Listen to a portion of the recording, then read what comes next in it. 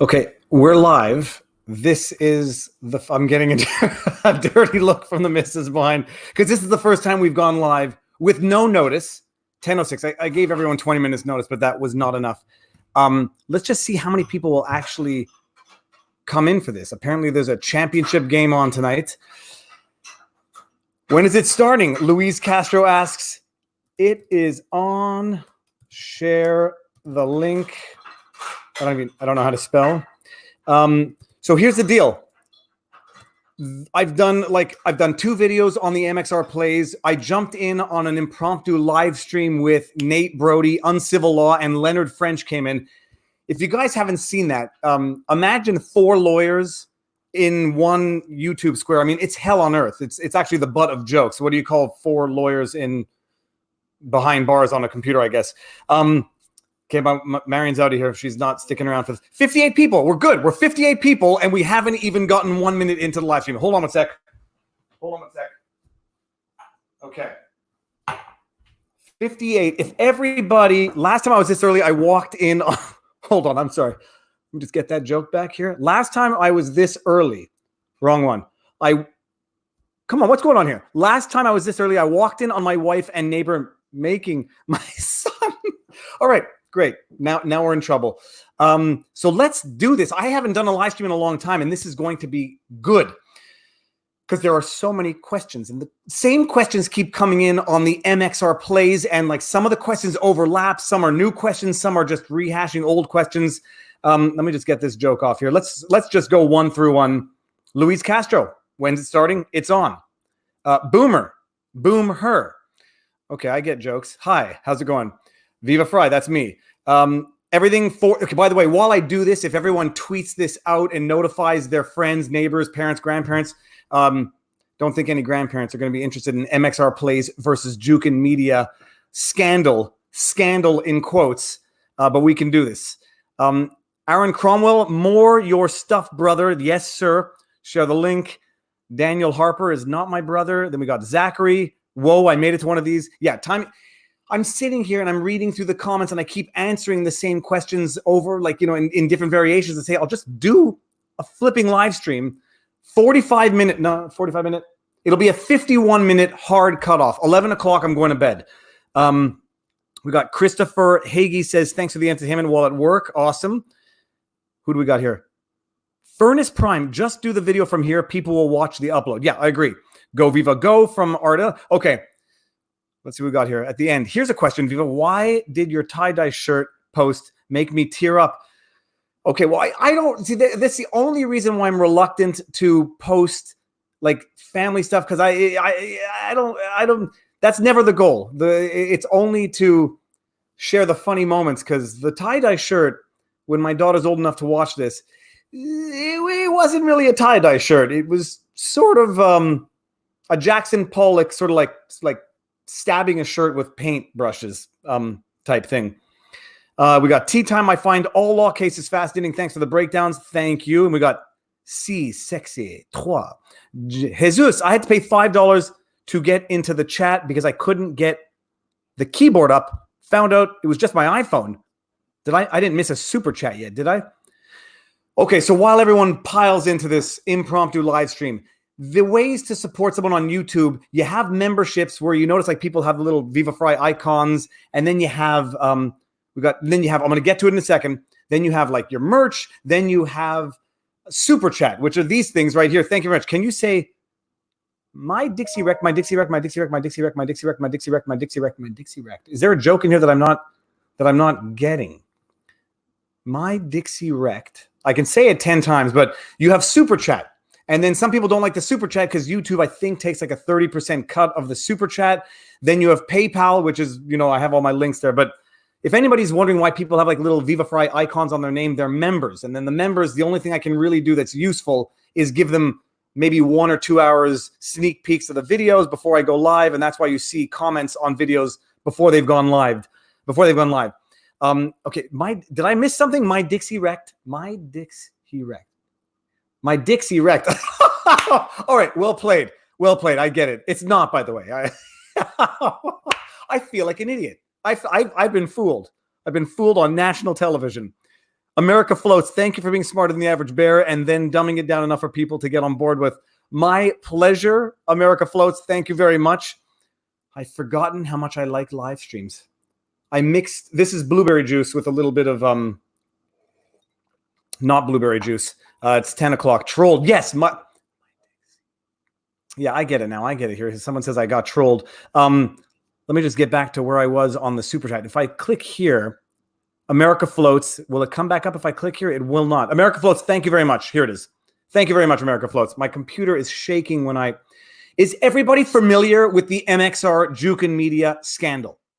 How long? We're 5 minutes in. Good time to get started. Is everyone familiar with this? Like a Y for yes, N for no, F for my Barney's castration. If anybody hasn't seen that video on my second channel, Viva Random. Yes, no, yes, no. Yes, a lot of people. I think most people are going to be into it. For the F reference for my dog's testes, I just posted a video I finally edited today. It's from like a year ago where we had Barney neutered, and I did a video. It's quite a graphic video. It's on my second channel, Viva Random, if anybody wants to go there. Okay, so see, people say yes and partly. Easiest solution for YouTube, just embed videos into videos and move the view count down the line. C63, remind me about this proposal at the end of the video. Because it's a great idea. I don't know how feasible it is for non-live streams, but it's a good idea. In Quebec City, you got a speeding ticket from a camera. Both the driver and the owner of the vehicle could get the ticket, so you have to pay 2 times if you lose in court. I don't think so. I think it's just the owner of the vehicle that gets the ticket, and then the defense of the owner of the vehicle would be, I wasn't driving it, and then you have to show that somebody else was driving it. Okay. Oh, someone just said, Jim Payne. Bring on the pain. This is fantastic. Thank you for doing this. Well, there are so many questions, and there are so many misconceptions, and there are so many misconceptions. The bottom line is, like, people are in disagreement about the facts. People are in misunderstanding about the law. People are in sort of judgmental mode about the players because on the one hand, you have a content creator and somebody's crying in a video. And then on the other hand, you have a big corporation. I don't know how big they are, but you have a corporation, making people cry, and nobody likes that. So, okay, so let's get started on the discussion. Although let's start with the description of what's going on. The prosecutor said, if I lose, we both get the ticket. Is this legal? I'm blown away. SOS Ticket or Ticket 911, Jamie Benizri, if you're actually from Montreal or Quebec, contact, I think it's Ticket 911 or SOS Ticket. That's actually free advertising right there, but they can help you. It doesn't sound right because you can't get, 2 people do not pay for the same debt. It's one debt, not 2 debts. And from my understanding, it's the owner of the vehicle that gets the ticket issued to them. And if they're not driving the vehicle, then they have to raise as a defense that they weren't. And then they have to make evidence that somebody else was driving the vehicle. I actually saw this live in court when I was contesting my last ticket. Okay, and America Floats, thank you very much, says, not true. I love when corporations make people cry. Well, that depends. You may never have been on the receiving end of the tears, but so, okay, so let's do the MxR Plays summary events.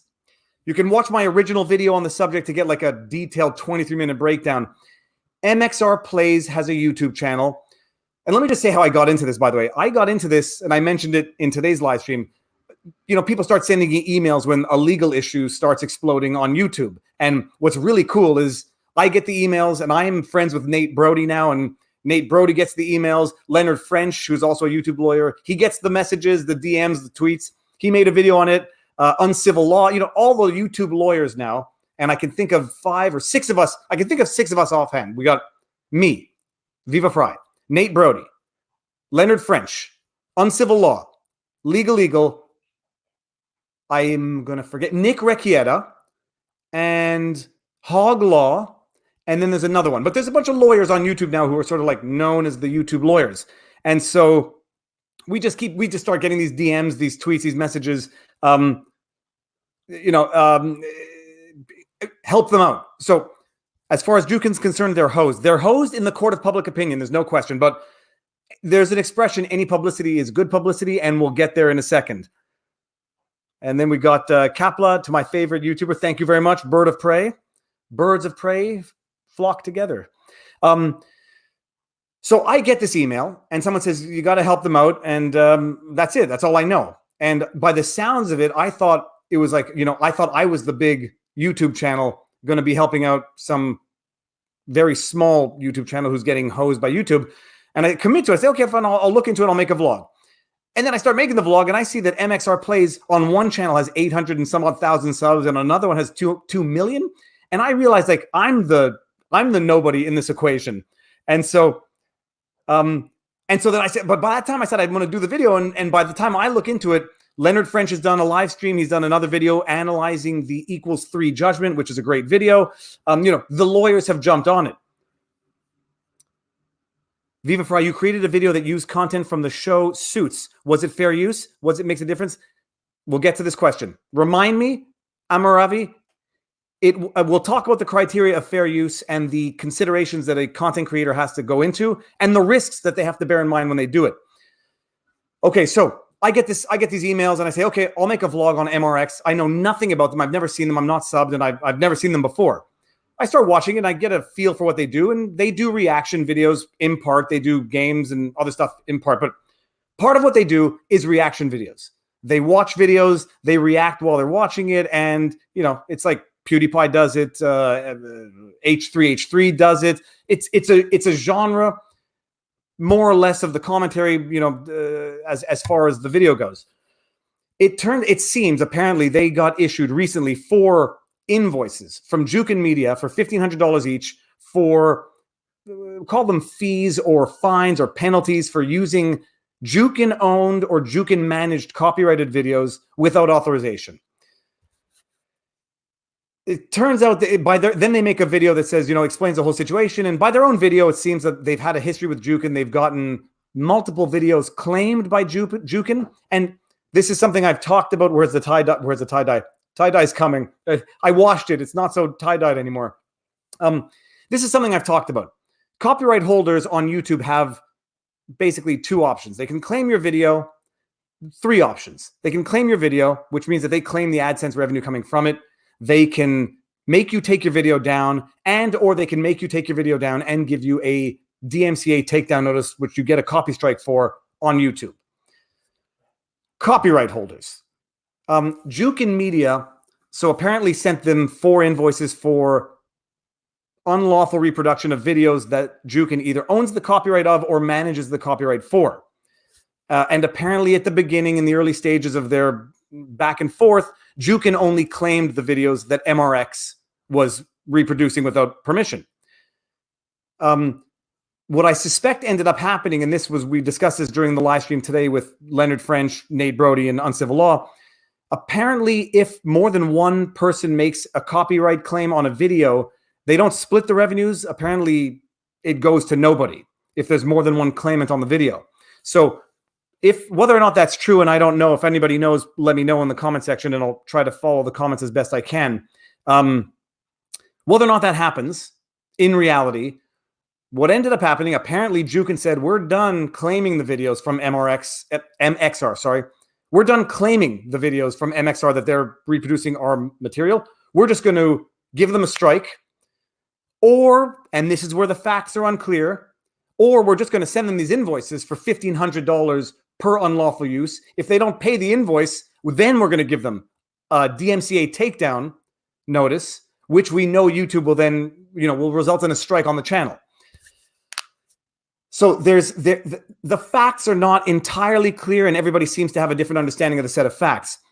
From MxR's original video to the effect that Jukin's extorting from us, and I'm putting extorting in quotes, they say they paid one of the invoices in the past, one of the fees for the unlawful reproduction of copyrighted material, and then they got 3 more or 4 more, and it totaled $6,000, and they think that that's happening because they paid one in the past, and now Jukin thinks, they found a pigeon that they're going to get more money out of. And some people are thinking that them having paid the $1,500 in the past was the license fee, and then there's an unclear element of fact as to whether or not the amount they paid in the past was for license fees or for past violations, and they continue to do more violations. So if that fact pattern is clear enough, so what happens is MxR Plays apparently paid one, if not more, but let's just say at least one of the invoices that they got out of the blue from Jukin, which said, you reproduce some of our videos, or at least one of our videos without authorization. Here is our penalty fee. Pay it, or we'll give you a DMCA takedown notice, which will result in a strike. Apparently they paid one. This is after videos had been claimed. And then after paying one, apparently they continued or had other videos where they used without permission. They got 3 or 4 more notices for $6,000. And apparently Jukin said, pay up, or we're going to give your channel 3 or 4 more strikes, which would result in the channel being shut down. Okay. So that's the situation of that we understand it. Uncivil laws in the house. Mr. Frei, your campaign seems to have the momentum of a runaway freight train. Why are you so popular? I am not so popular. This is just a question that is in the air now, and people need answers to. Uncivil law, incidentally, was in the live stream earlier today. Also, I'm not, I don't want to disclose more than I should. Uncivil law is a lawyer, very smart guy. Okay, so that's the fact pattern. If it's a little unclear, let me know in the comment section. The facts that we can all agree on is that MxR Plays does reaction videos. They go to either Reddit, they go to the internet, somebody sends them a link, they react to videos. And apparently Jukin has said, you've reacted to some of our videos, you didn't license them, your use was not fair use, and so we're issuing you these unilateral $1,500 invoices, pay up, or we give you a DMCA strike. Okay, if we can agree that those are the facts, then the question is, what's the deal now? What do we do with this? So I did an original vlog on this. I said, look, people don't really appreciate that these reaction videos, these reaction genres, any reproduction of a video, you're walking a line. So you have your fair use and you have what is not fair use. The reaction videos in particular, which tend to reproduce the entirety or substantiality of a video, and then you react. People think it's fair use by definition, and that's one of the issues we're going to get into when it's arguable. But they were making reproductions of videos to which Jukin owns or manages the copyright. It had been going on. They got claimed by Jukin multiple times. Apparently, Jukin got fed up and said, now we're just giving you strikes, and now we're sending you invoices, pay up, or we give you the DMCA strike. So let's deal with Jukin, first of all. For anybody who doesn't know what Jukin is a video licensing agency. They scour the internet, not for viral videos necessarily, but obviously for viral videos, but they scour the internet for any video that they think is saleable, that they can license, sell to a third party. And, for all the, the cat videos and the dog videos and the cute duck videos and the bears videos, they don't all go viral. But there are people who have an interest in licensing those videos for montages, for clip shows. For anybody who doesn't know, and I said this in my first video, full disclosure, I have over 1,000 videos in the news for their library, because before I did these dedicated vlogs, I did random viral videos. Like I just made stupid videos, posted them to YouTube. They were cute, they were funny, and these agencies would want to license them. Now I just lost my train of thought. So Jukin and all these other video licensing agencies, they scour the internet, not just for viral videos, but for any video they think they might be able to license to any third party. And that's where I was going with this. I have had 2 videos go on a show called Outrageous Acts of Science. And Outrageous Acts of Science, technically, is a commentary show. They watch videos, they comment, they make jokes, etc. They license the videos. So I've had 2, I was number 13 on one episode of Outrageous Acts of Science when I picked up one of my kids with 2 toothbrushes and a harness. It was great. But it's their commentary. They are, in theory, fair use, but they license the videos and you get paid when it's great. It's fantastic. You make a cool video. Outrageous Acts of Science or Science of Stupid or Jackass wants, or the other one, their Ridiculousness. They want your video on their show. They license it. They pay whatever fee for it, and they put it on their show. So these video licensing agencies, they don't just go with viral videos. They go with any video that might have an interest to third parties, any newsworthy video. So like meteorites blasting through the sky. Even though they won't necessarily go viral on YouTube, these agencies will say, give us the licensing rights, and we'll shop it around. And if we sell it, you get 60%. If I forget anybody's super chat, please let me know. Love your channel. Why are you hesitate to call out Jukin's actions as extortion? Well, okay, we'll get there. I don't ever make, and as a lawyer, I never did this. I don't ever call anybody's actions criminal publicly. You shouldn't. You shouldn't. Extortion is a crime. And when you make public accusations of a crime against anybody, it can be defamatory. And I got into an argument. It's not an argument. I got into a discussion with someone in the comment section. Unlawful is the same as illegal. No, it's not. It's not. At least in Canadian law and Quebec law, it's not. Unlawful implies civil violations. Illegal implies criminal violations. So I would call what Jukin did, and I did. I mean, incidentally, I did. I said it's borderline unlawful. It's borderline unlawful because they didn't just say, you owe us the money. Here are 4 invoices for $1,500. Pay up or we're going to sue you. What they said is, here are 4 invoices for $1,500. Pay up or we're going to file a statutory complaint for lack of a better word, under the DMCA, which is the Digital Millennial Copyright Act. Knowing that results in a strike, that would result in the channel being taken down. When it comes to extortion, and I discussed it in the Michael Avenatti case, if anybody hasn't seen it, watch my videos on Michael Avenatti. When Michael Avenatti says, hey, Nike, pay me $10 million or I'll sue you, that's fine. When Michael Avenatti says, pay me $10 million or I'm going to file a criminal complaint or call the police and disclose criminal conduct, that's not fine. And so that is the difference between what is, I don't want to say legal extortion because it's not the right word, but that is the difference between a legal threat to pay versus a potentially illegal or defamatory threat. You say, pay me $10 million or my client will sue you. Fine. That is recognized by jurisprudence in Canada as not being extortion. Pay me $10 million or I call the police and say you broke the law is criminal extortion in Canada. So why don't I call what Jukin did extortion? A, because it's not the judicious thing to do. B, it's not the right thing to do. That what they're doing, it's walking a line between lawful and unlawful. But to call it extortion, there's no need for anybody to expose themselves in order to qualify something that they can qualify better in a more civil tone, so to speak.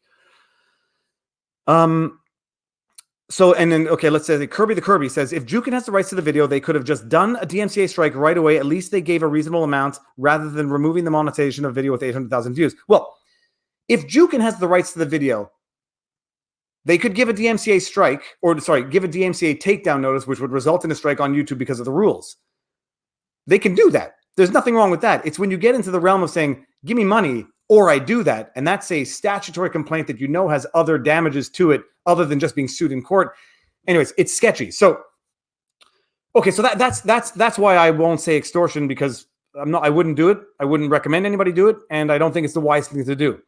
I said I think it's borderline unlawful because I do think it is very much getting to, at the very least, unethical, if not unlawful business practices.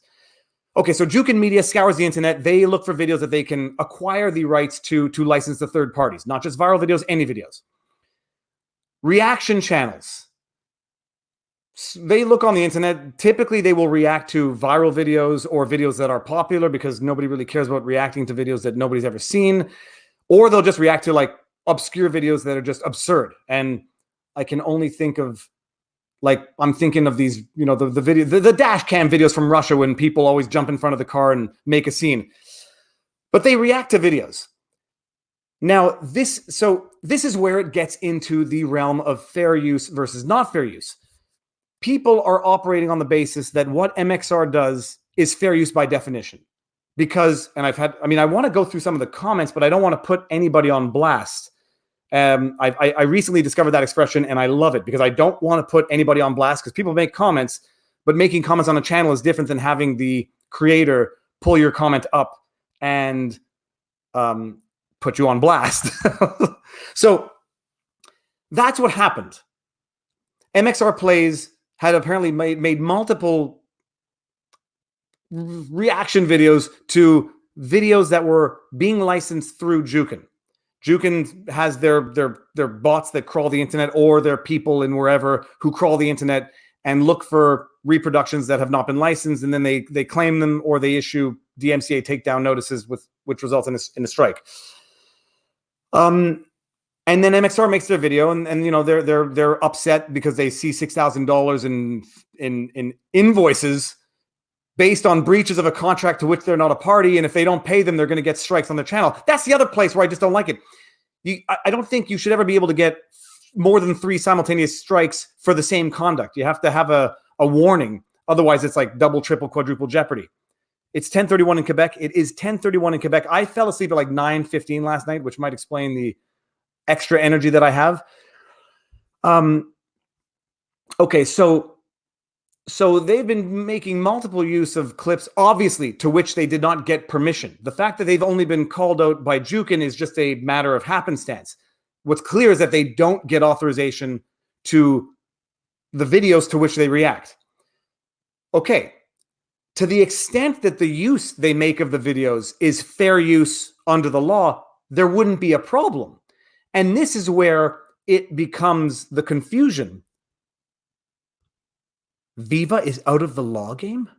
I'll have you know I have a 1-week trial coming up in March and another one in April that I don't wish I could get out of, but we'll see. Now you just distracted me. What was I saying? Oh, the fair use. People are operating on the basis that reaction videos are fair use by definition, because fair use, and I've seen this in the comment, fair use is recognized. What am I talking about? Reaction videos are recognized as fair use. Chaos Divers in the house. I love you, brother. So glad I can make your live stream. Chaos Divers has a great channel. I've watched a bunch of videos, and I like that avatar. Thank you very much, Chaos Paddlers, by the way. So people are operating on the basis that there's case law to the effect that reaction videos qualify as fair use as a rule. Anybody who says that, and I say this with respect because it's confusing, anybody who says that does not understand fair use doctrine. There is no criteria that establishes that certain genres are fair use by definition, period. And I will venture to say that anybody who says that that's the case is ill-informed. The problem with fair use, and I've said this in many videos, it's an affirmative defense that's determined on a case-by-case basis. There is no genre that is carte blanche exempt from copyright infringement or granted fair use. The exceptions, I mean, we all know them: parody, commentary, critique, transformative use. Even those, if someone alleges copyright infringement on a parody, it's not necessarily fair use just because someone says it's parody. And there's a whole slew of criteria. Like, there's a reason why Weird Al Yankovic gets licenses. There's a reason why Mystery Science Theater, I'm using Leonard French's examples, but they're examples that I had in my own head. There's a reason why Mystery Science Theater, for those of you who don't know, it's like they play the movie, you got these robots in the front making commentary throughout the movie. There's a reason why they get licenses, because even that, despite the fact that it's commentary and arguably parody, would not necessarily qualify as fair use. Jukin Media sent them an invoice for a retroactive license, or they would strike. MxR paid, but then they strike the video anyways. Is that legal? Okay, Carrie Luminous, thank you. I'll get back to this in a bit, because this is where facts matter. Jukin sent them an invoice for a retroactive license. It's in quotes, so I presume you're quoting it from the actual invoice.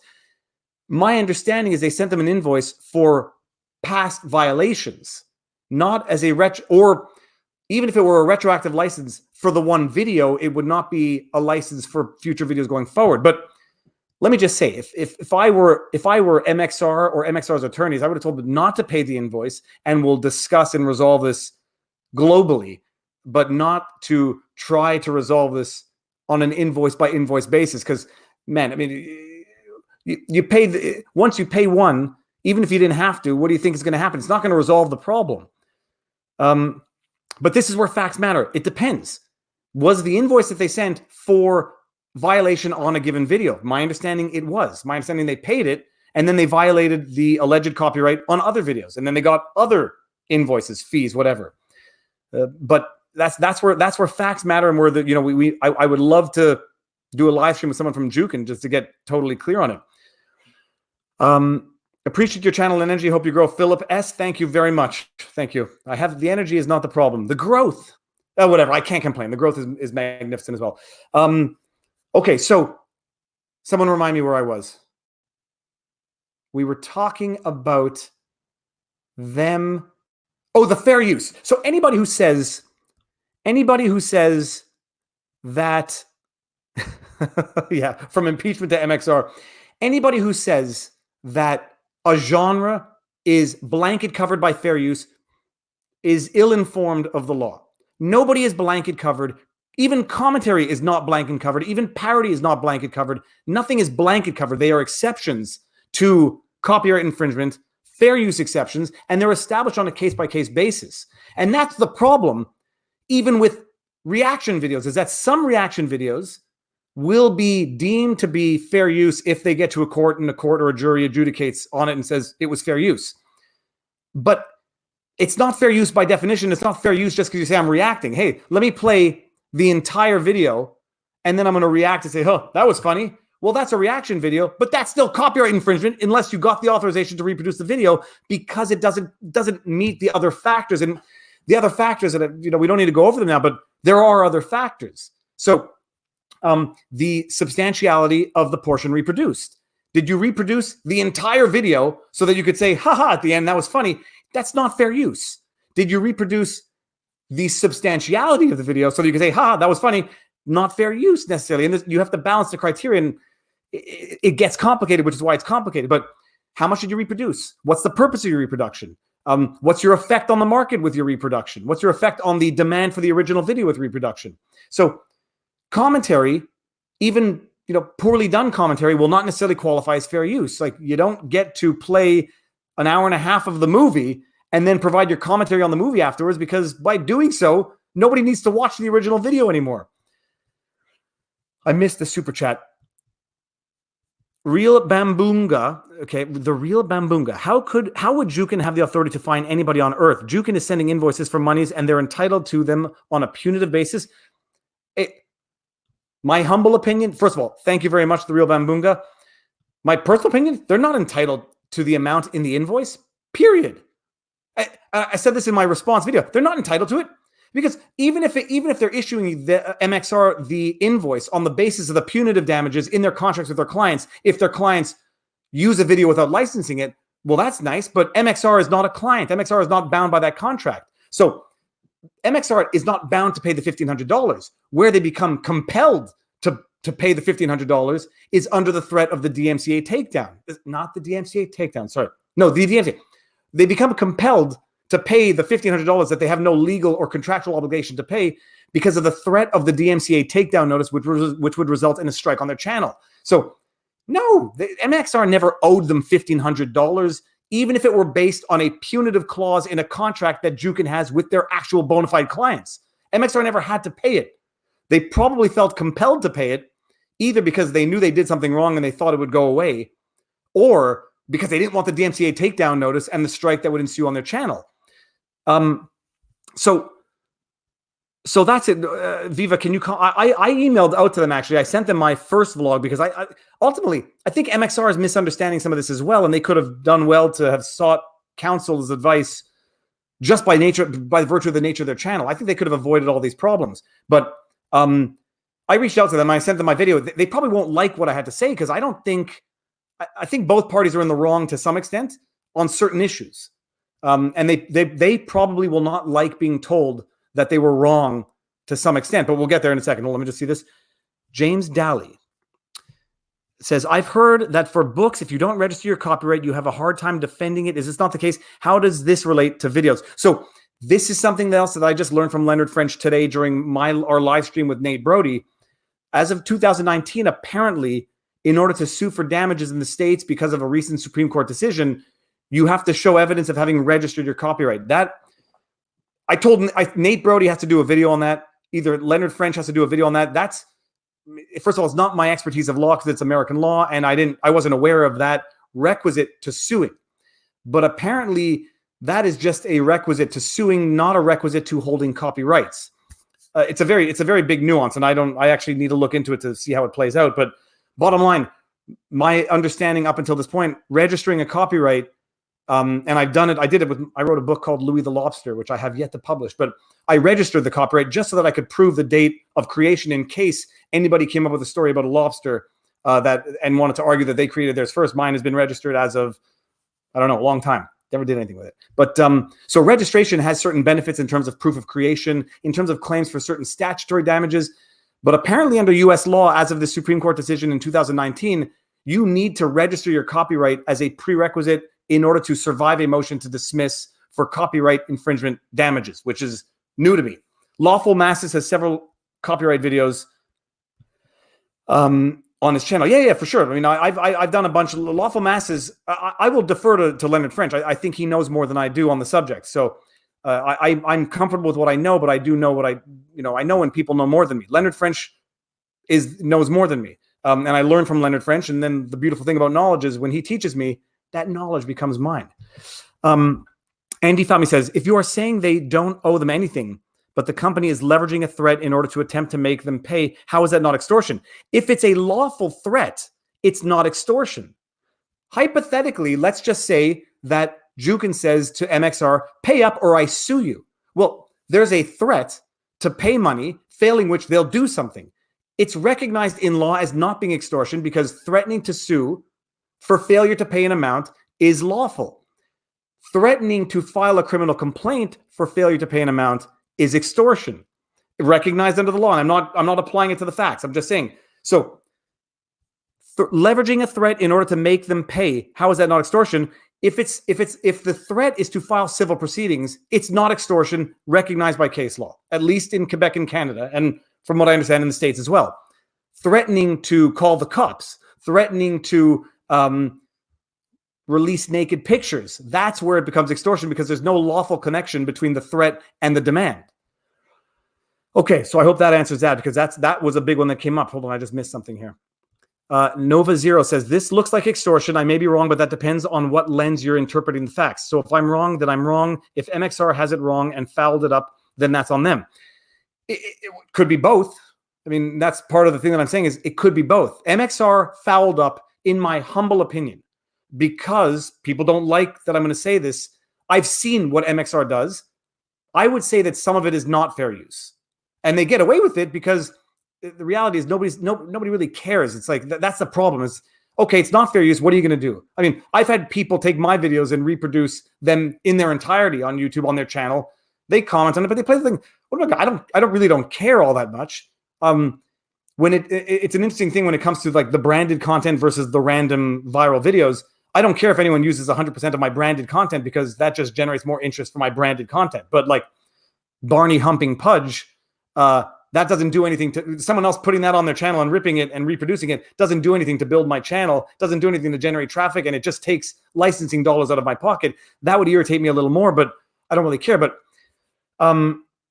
so it's possible that MxR fouled up and Jukin crossed the line or walked the line in terms of unlawful conduct because I think both happened. I've seen what MxR does. Some of it I don't think constitutes fair use. Some of it I just think crosses the line between reaction, sufficiently transformative content, and just copyright infringement. They just reproduced the whole thing, and great, they reacted, they made some jokes, but now I don't ever need to go look at the original. And so, and that's the other thing, by the way. Like even the people who say reaction videos are recognized as fair use because of equals 3 judgment. So I watched Leonard French's video. He did a great one. It's 45 minutes long. Watch it if you haven't seen it. He goes through the judgment. I tweeted him out today because he said Jukin trolled themselves by referencing that as an authority. I'm going to do a separate video on that judgment just as a standalone video because it's worth it. But even in that decision, which doesn't make Jukin look all that good, the court does say, look, the 3 of the 4 uses that equals 3 made of the original content for the purposes of reaction, it was sufficiently transformative because they zoomed in, they zoomed out, they freeze framed, they replayed the key points, they overlaid text, they overlaid their reactions. It was sufficiently transformative from the original video, as opposed to, say, one of the examples, I don't know all of them, because I don't think I can find all of them, for MxR Plays, which was the backyard explosion, which they played, if not the entirety, the substantiality of the backyard explosion with minimal, if any, transformative value other than their reaction to it, which is not sufficient necessarily to qualify as fair use. And so, okay, so they messed up. But the problem with the relationship between MxR and Jukin is that it looked like MxR had messed up multiple times in the past. And at a given point, Jukin just said, they're not learning from us claiming the videos, or we're not actually getting the revenue anymore when we claim the videos. So we're just going to strike them.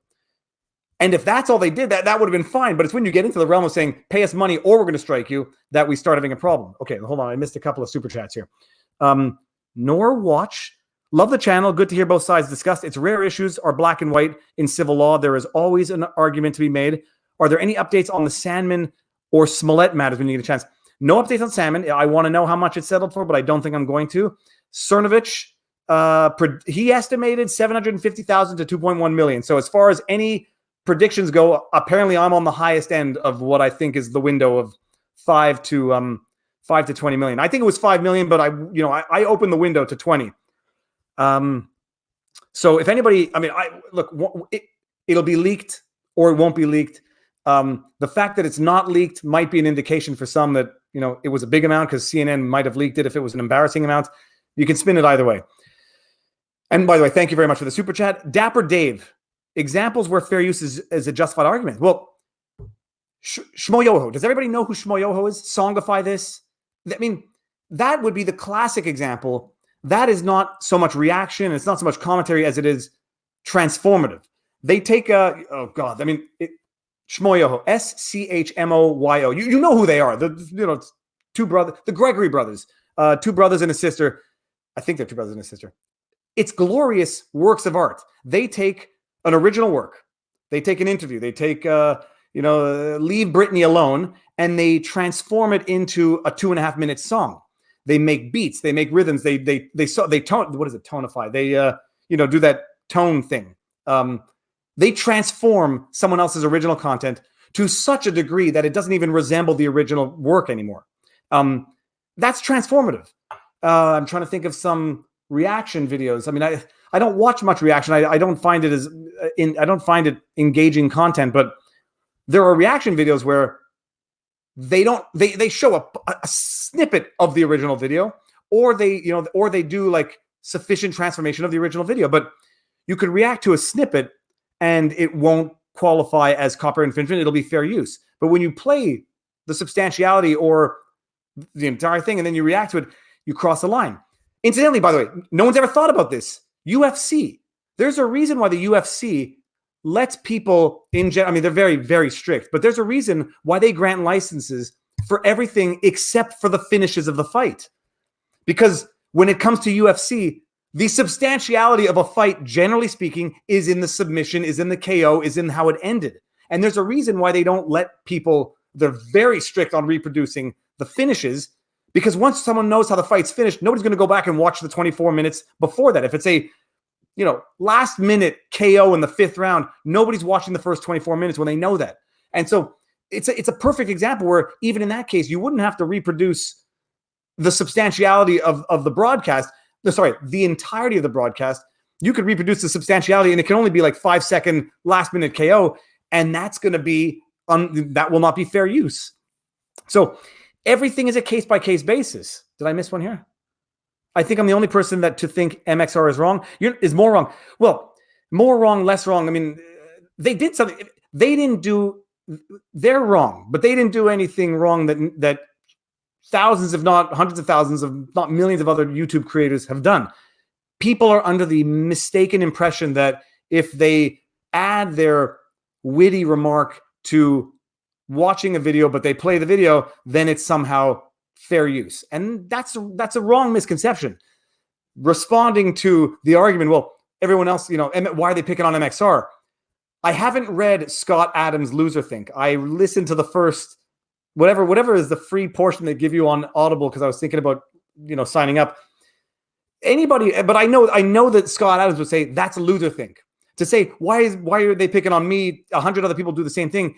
That's loser talk. It doesn't matter. It doesn't matter. Maybe they're wrong for not going after the other 99. But this is the thing about copyright law versus trademark. Trademark has to be actively defended. So if you know that 10 people are violating your trademark, if you don't go after all of them, you can lose your trademark for failure to defend it. Copyright is not the same thing, from my understanding, with the caveat that this is not legal advice and it might be different in different jurisdictions. Copyright If 100 people are violating your copyright, you don't have to go after all of them in order to maintain your copyright. You can just go after one of them.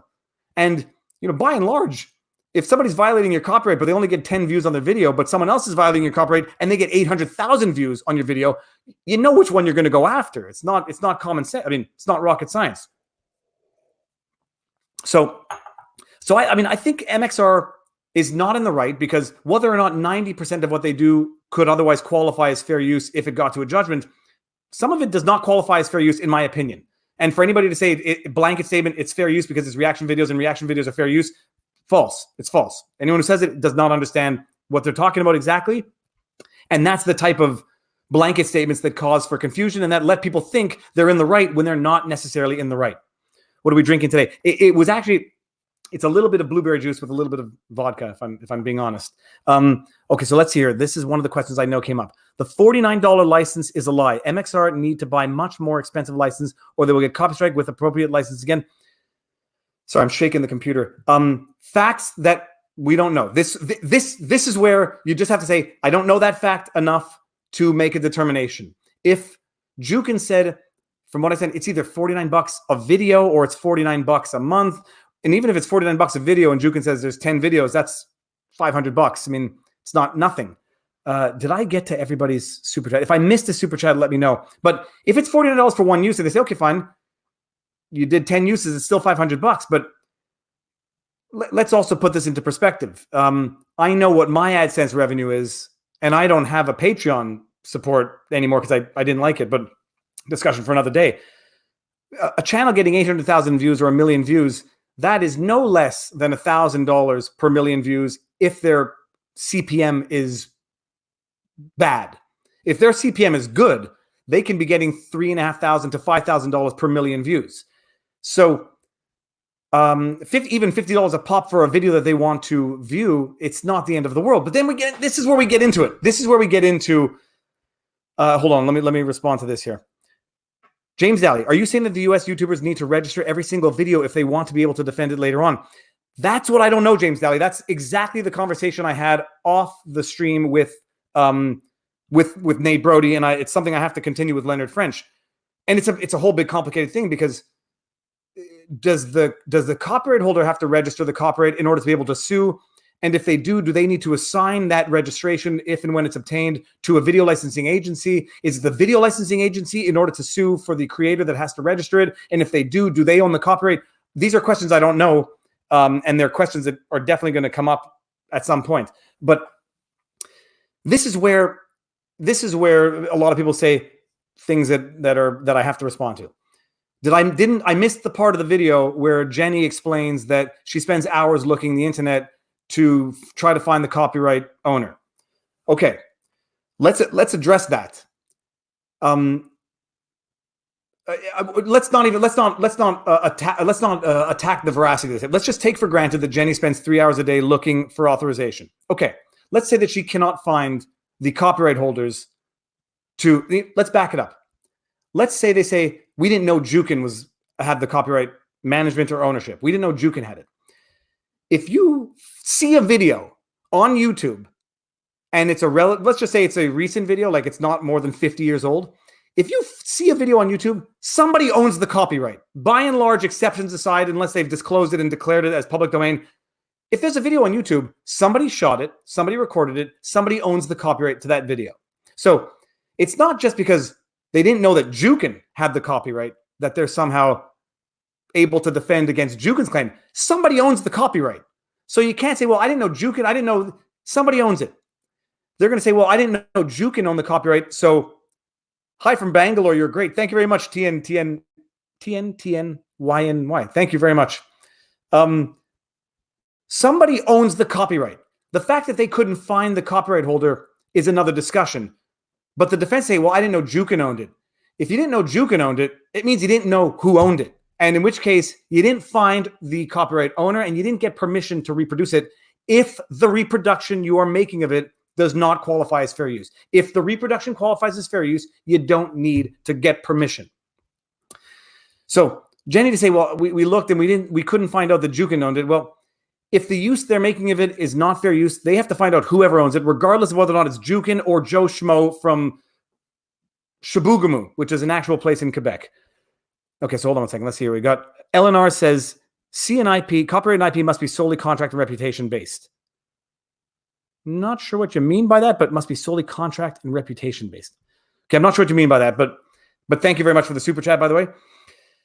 So if they spend 3 hours and can't find the copyright owner, I said it to someone in a response today, like, let's just think about what that means. I looked for the owner of something, I couldn't find them, so I took it. I mean, that's what it is tantamount to saying. And that's what it's tantamount to saying. I looked for a few hours, couldn't find who owned it, so I just reproduced it without getting permission.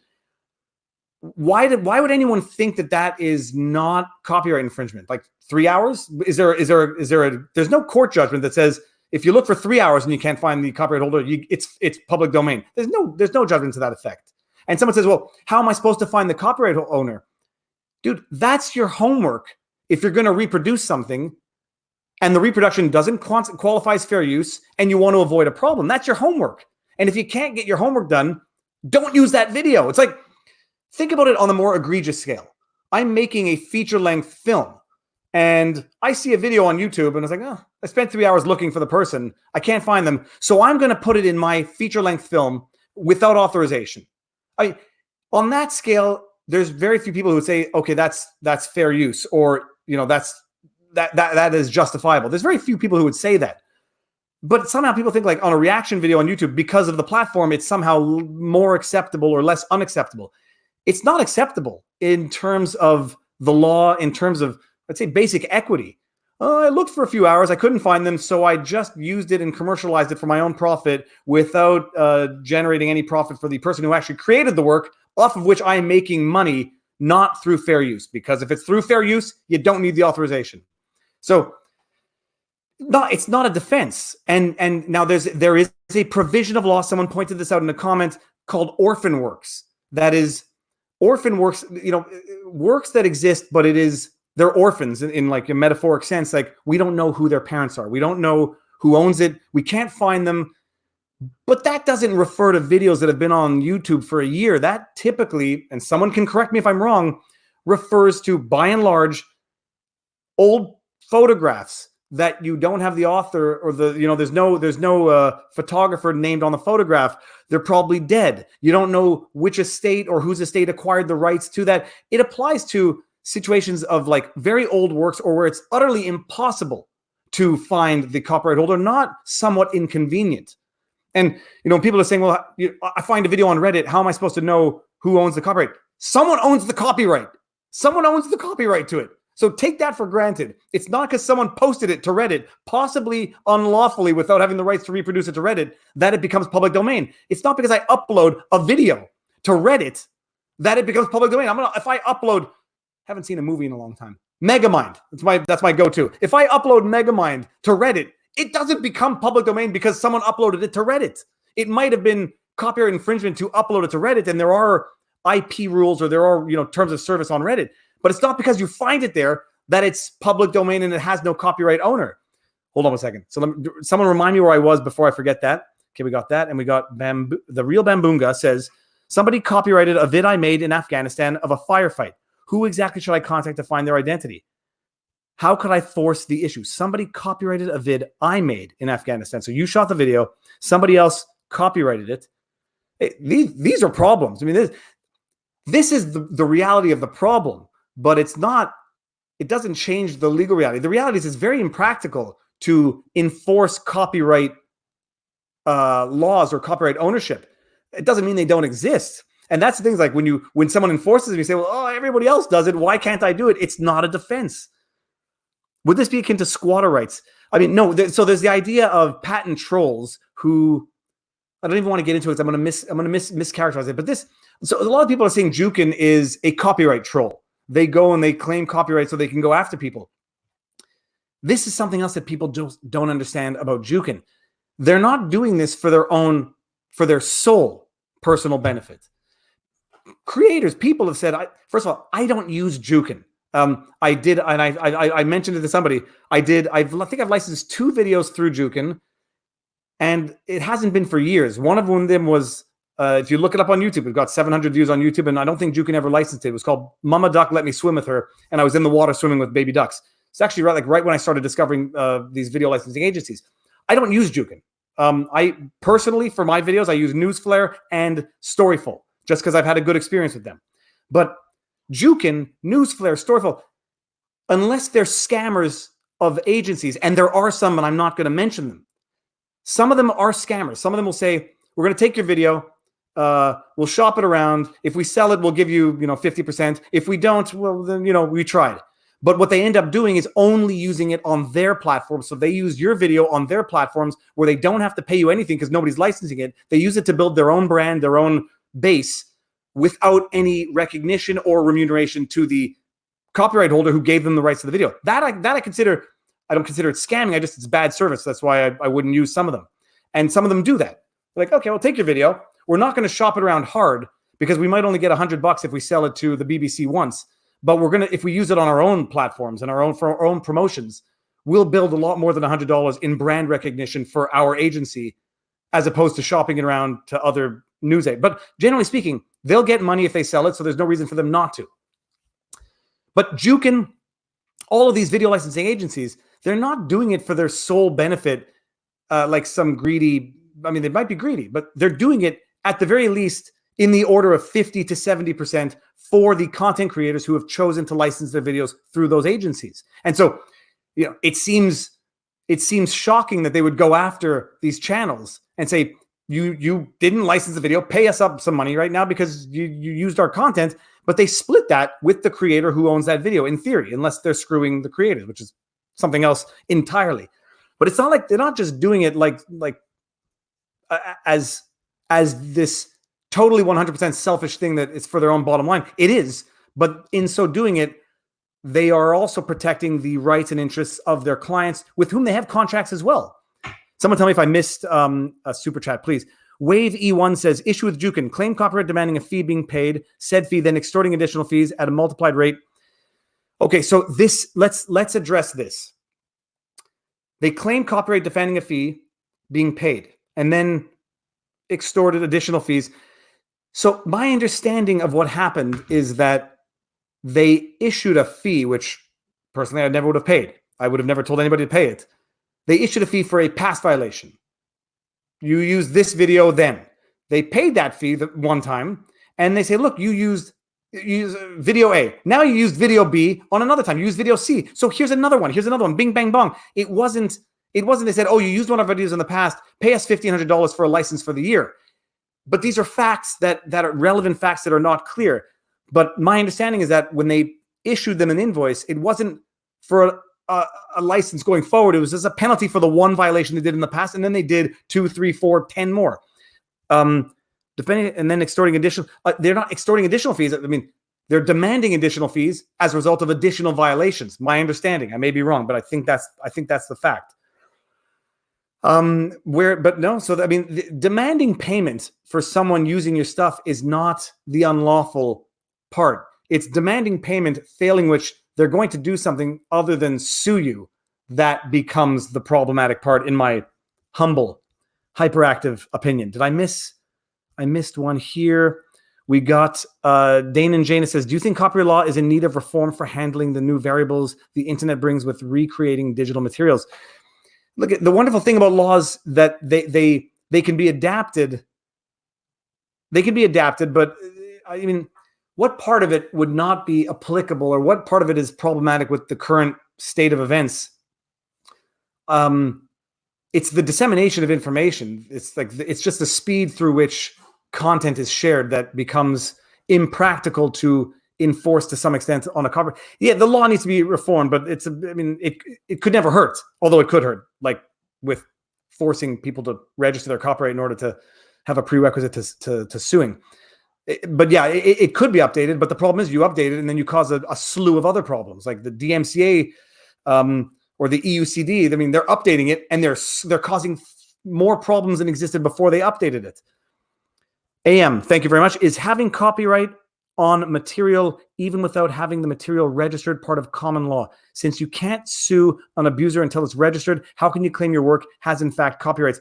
So this is the new thing. This is the new, apparently, the 2019 judgment in the States. Leonard French, if you're watching, Nate Brody, someone who with more expertise than me has got to get on it. I can try. Maybe I'll give it a try. But my understanding, copyright exists as of the creation of the original work. The registration is creating a prerequisite to pursuing a lawsuit for damages. So, I mean, the way it was explained to me, I'm not sure I fully understand it, which is why I know I need to look into it more, is you have the copyrights regardless of whether or not you register it. But in order to sue for damages for those rights, you then have to show registration. But that's as far as I can go on that question. Bottom line is copyright exists as of the moment one creates an original work. Where it becomes attenuated is as of the publication of that work. And that's where people think, well, you published your original work, so I can use it for whatever reasons I want. And that's not accurate in law. Okay, let's see what we got here. Bird of Prey says, Bird O Prey 5. If someone said to me, pay $1,500 or I copy strike a video A, I just delete video A from YouTube. If I don't fully own it, I can't strike deleted video. I think that's probably accurate.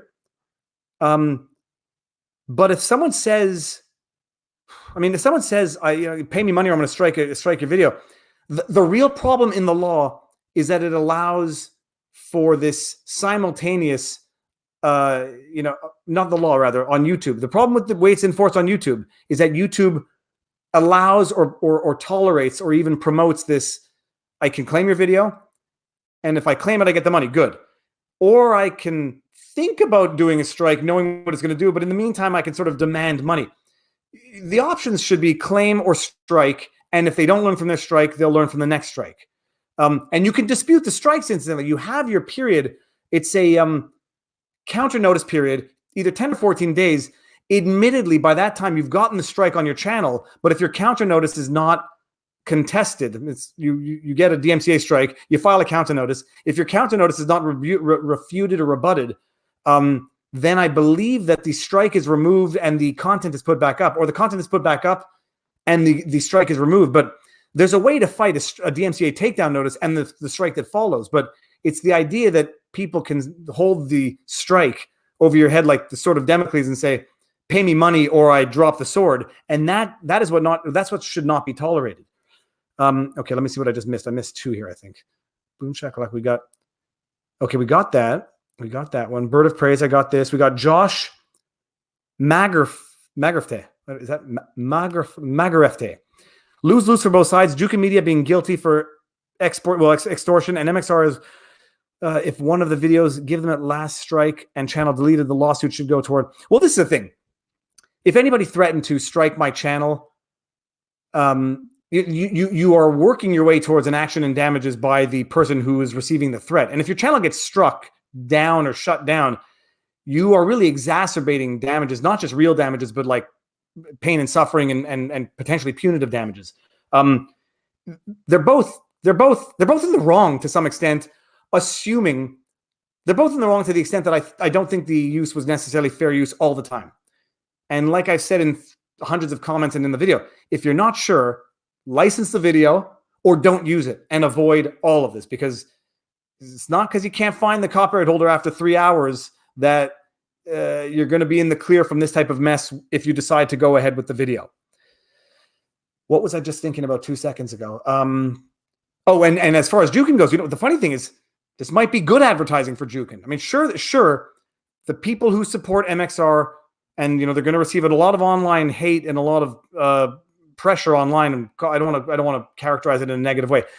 Jukin is going to get a lot of heat on the platform, and you cannot blame anybody for pooping on Jukin, because if it looks like that, and even if it's legal, people are not going to care. And if it's lawful, people probably are not going to care. If it's unlawful, they're not going to care, and they're going to be double angry. Some people might find it good for Jukin, like, oh wow, look how vigorously they protect the rights of their content creators who license videos to them. There's an expression, like any advertising is, what does it say? Any advertising is good advertising, something along those lines. But this might not reflect necessarily all that bad in the long run on Jukin. There's no doubt that in the short term they're going to get a poop ton of hate on the platform, and understandably so. And they shouldn't have done what they did. Had they not done what they did, they wouldn't be getting the poop that they're getting. And MxR shouldn't have done what they did. And had they not done what they did, they wouldn't be in the situation that they're in, because it could have been a very silent thing. Like, okay, Jukin just gives them a strike and gives them another strike and and then what are they going to do? Oh, they're going to complain that Jukin gave him a strike for what is not necessarily fair use of videos. There would be a lot less to complain about and a lot less public shock and outrage had Jukin just gone to a strike, as opposed to gone through this sending 4 invoices, bing, bang, bong, bing, pay us $6,000 if we strike your channel. It doesn't look good. The optics of that, even if it's legal, the optics are terrible. Okay, so what did we miss any? Let me see. I'm just going to go to my comments that I screenshotted to make sure that I got to some of them. Okay, let's see. We got, you forgot to mention the line. We asked which, oh, here. So someone says, this is a scam. You forgot the line, the important line. MxR said, we asked which part is under copyright, but they refused to mention it. Okay.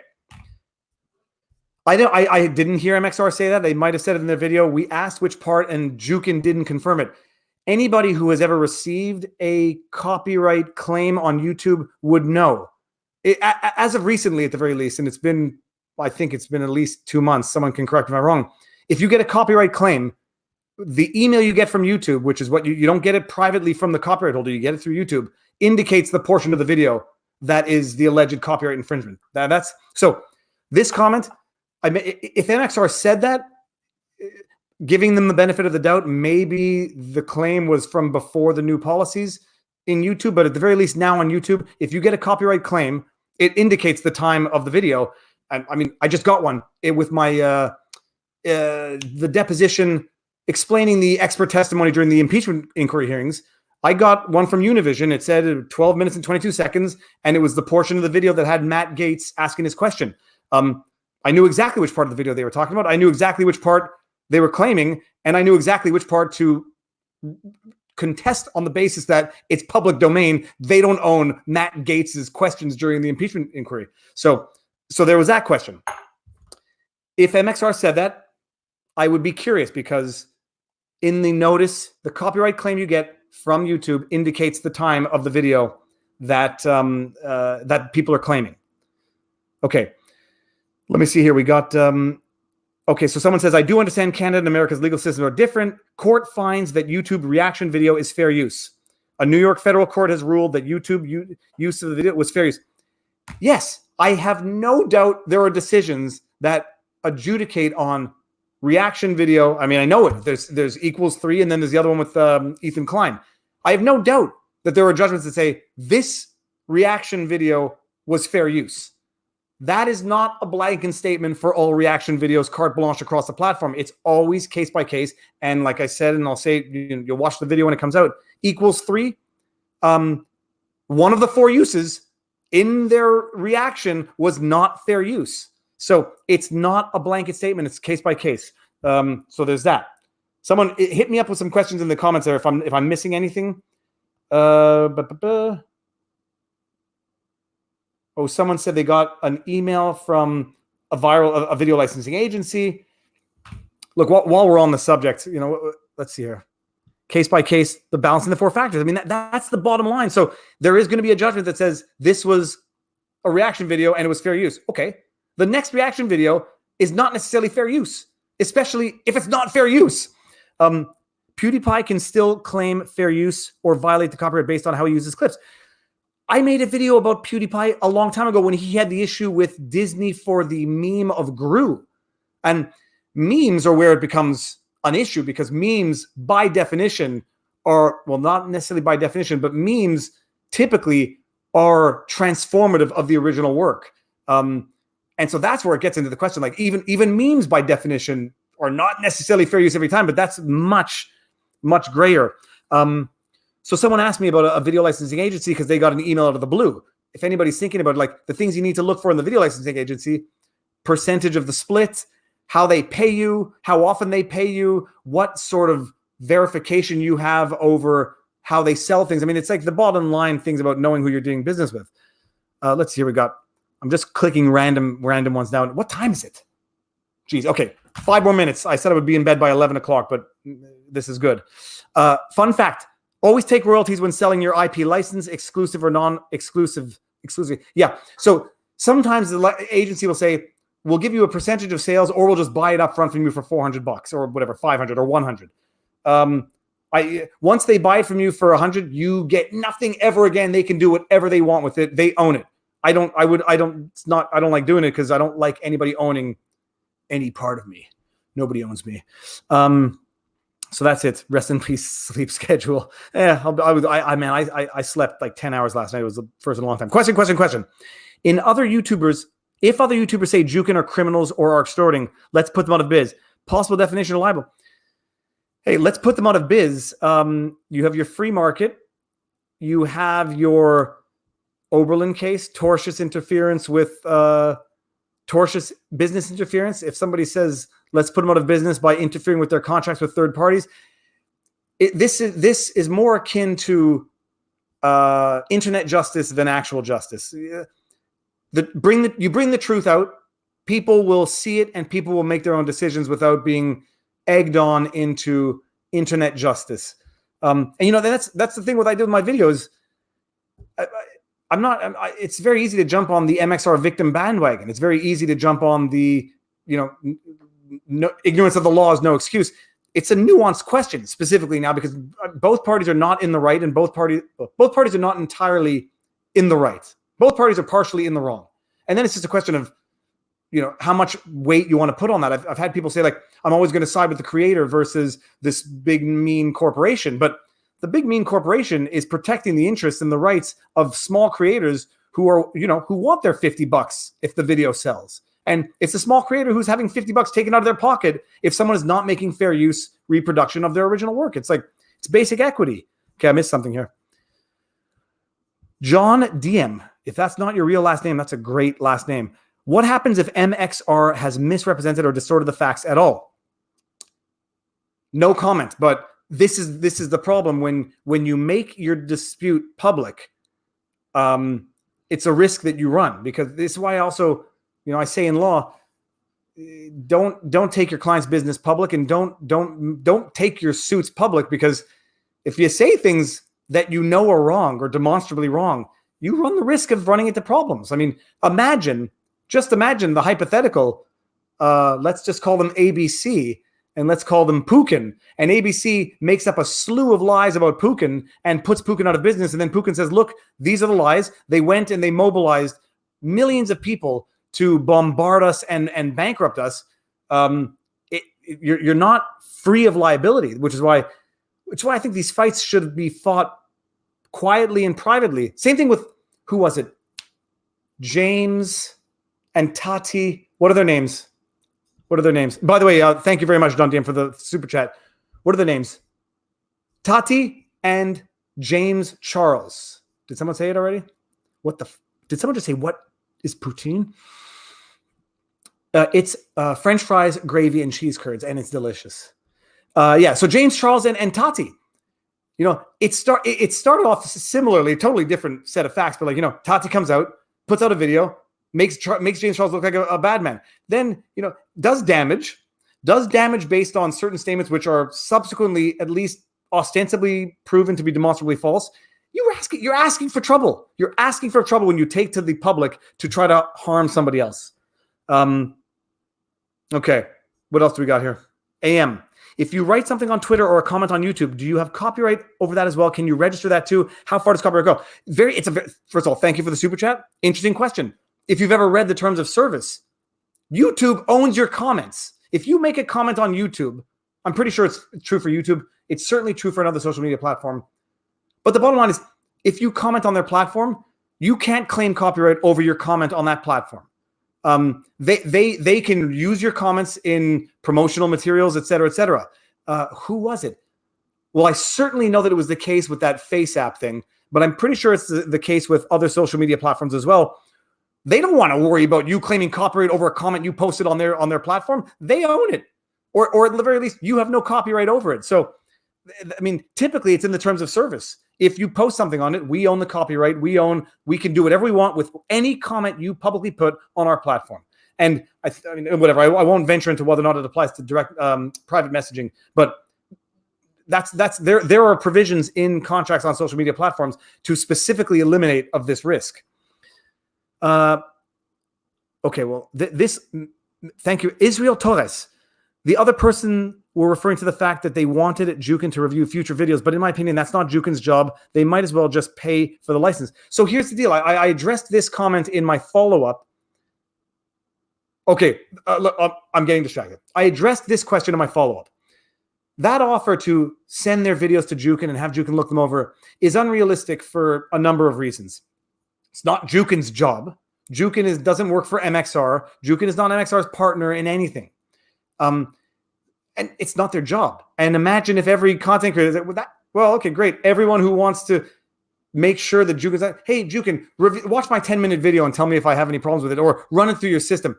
It's just not their job. The other problem is, even if Jukin says, okay, you don't have any of our copyrighted material in your videos, that doesn't mean they don't have somebody else's copyrighted material in their videos. And then you're going to quickly get into a situation where someone's going to say, oh, but Jukin gave me the go-ahead, and now Viral Hog is suing me because I had one of their videos in, but Jukin said it was okay. And then like, Jukin's going to expose themselves to liability to do a favor or to work for somebody for no reason. It was an unrealistic request in the first place. It was unrealistic. It's not their job to do it. It's not their responsibility, and it's not up to them to expose themselves to accusations of responsibility for copyright violation if somebody else's copyright is violated in that video. So yeah, I mean, I responded to that. It's just, it was not a realistic thing to request. Let's see what's here. So there was one comment I wanted to get to, and I believe it was right here. We go. Can the province of Quebec copyright or trademark poutine? There was, in fact, a dispute about that.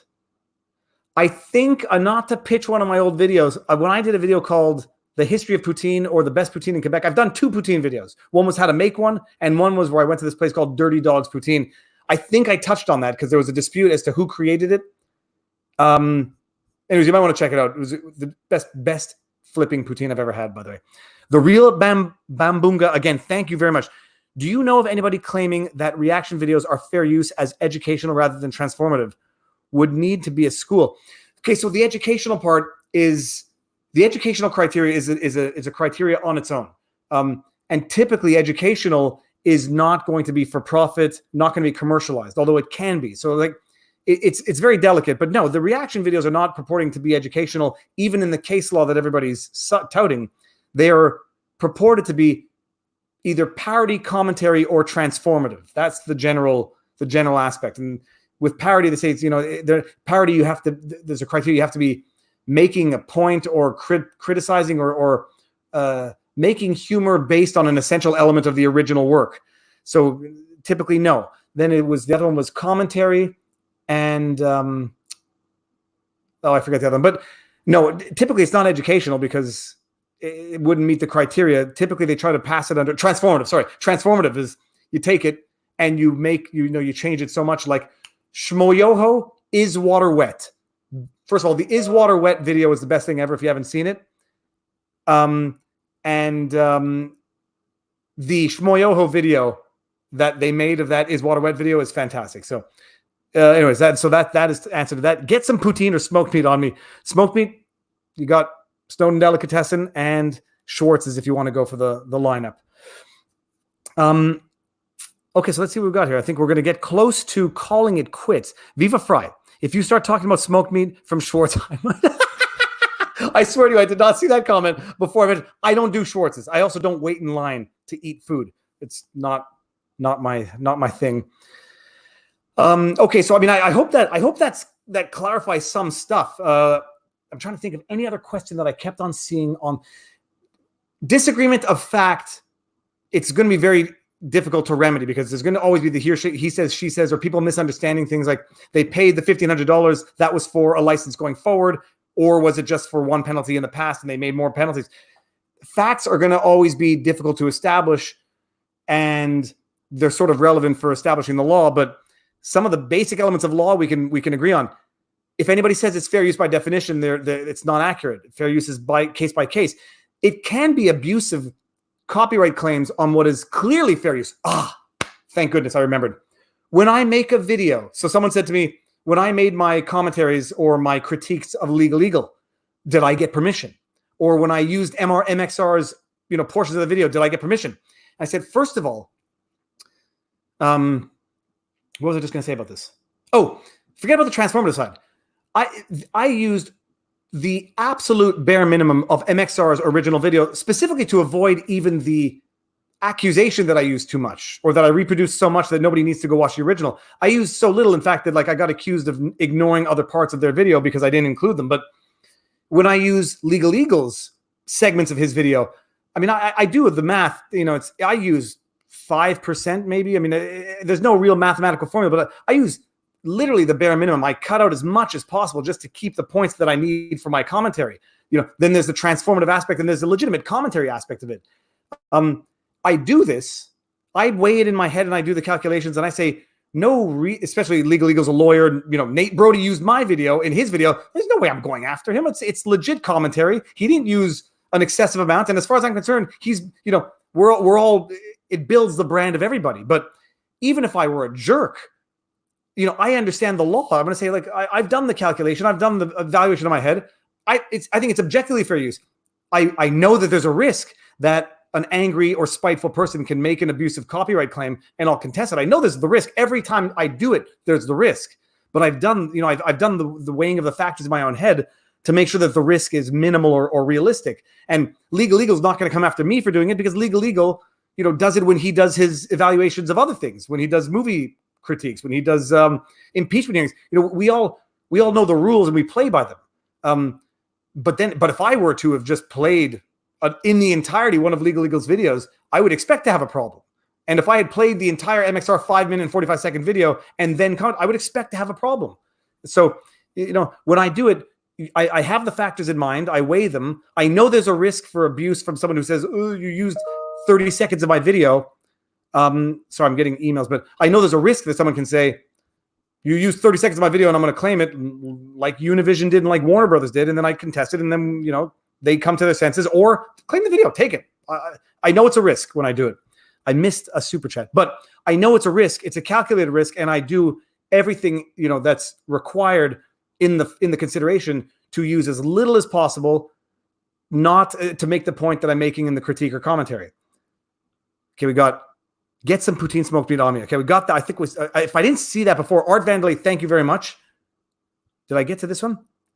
Okay, so I got to that one. I got to that one. I saw two more coming in here. Just wanted to point this out to chat, but this is happening. Is not a rebrand of Jukin Media. It is one of the 5 extra YouTube channel Jukin's owns. I've seen this is happening around for a while, so I didn't think that they overnight created a new brand. I know nothing about it. I just knew that I'd seen this is happening. I've seen it in the past, and I didn't think it was something created overnight as a result of this. Carrie, thank you very much for the super chat.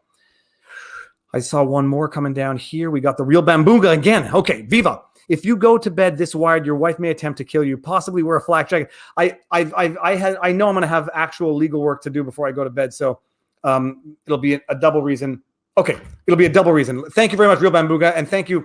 Did I miss anybody's super chat? I feel very guilty if I go to bed or end it without thanking everyone for the super chat. Please, someone let me know if I did, and I'll get to it.